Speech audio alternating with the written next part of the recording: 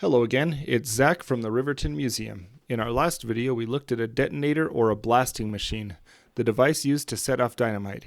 If you missed it, we'll link it here and in the description, so make sure to give that one a watch.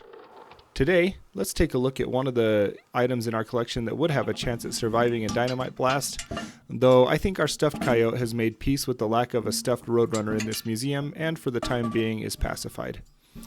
I'm really excited to share this artifact with everybody. This is one of the things that from the very first time I saw it has been very interesting to me. It's one of the most beautiful and interesting pieces of industrial design that I think we have in the museum, and it sits in an area that's not currently open for display. So due to its size and its weight, this is really the only chance that most people will have to see this, at least for the time being.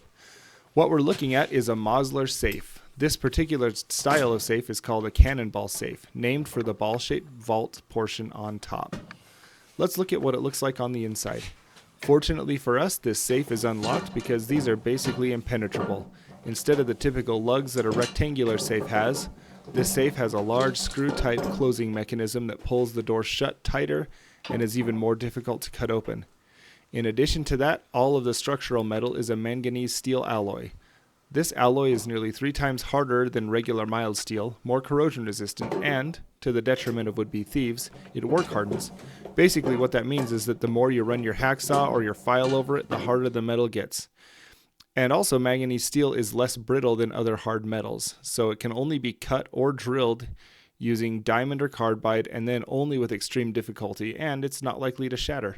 This safe comes to us from the First National Bank. We don't know when it made its way to Riverton, but based on the serial number, it was made in 1916, so only about a decade or so after Riverton's founding. It apparently spent some time at a farmer's state bank before it made its way to the Riverton State Bank, and we'll talk about early banking in Riverton in a little bit. The door to this vault is extremely thick, and given the outside dimensions of the vault, there's very little room inside. The door has another interesting feature. If somebody wanted to stick up a bank, even if they couldn't cut, file, or dynamite open the safe, they could just, you'd think, threaten to start shooting if somebody didn't come open the safe. Well, to combat this, this safe has a combination lock that's equipped with a timer. So prior to locking the safe, the bank would wind up these timers and set them for up to 72 hours, and for that time, nobody, not even the bank or anybody else who knew the combination, could open it. I suppose a bandit could say, okay, then we'll come back in 3 days and you better have it open. But, of course, they'd be coming back for a ride in a paddy wagon down to the Hoosgow. Never out of tricks, this safe also has another safe inside of it. That way you could stash while you stash. Apparently the combo to that was lost, so the hinge rivets were drilled out and now it just sort of sits in here. We can take it out. Anyway, tired 12-year-old memes aside, let's take a quick look at the banks and their buildings in early Riverton. In 1908, Riverton's first 2 banks, the Riverton State Bank and the Commercial State Bank, merged and kept the Riverton State Bank name. Much of the original banking activity occurred in cabins and even tents, but the buildings you see in these photographs on the corner of Main and Broadway were the first bank buildings, brick ones anyway, that were built shortly after the merger.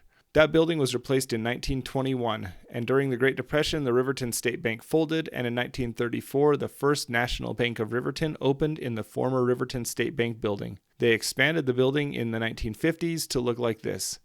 In 1970 and 1971, the building was totally remodeled and expanded again, and is now home to the First Interstate Bank, which still sits on Main and Broadway. And that's where we're going to end it for today. We hope that you enjoyed this look at this interesting artifact, and we hope that we'll have more videos coming out like this, especially while everybody is socially distancing, flattening curves, and all that kind of stuff.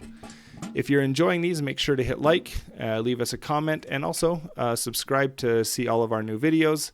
Check out our other links to other social media below, and thanks for watching.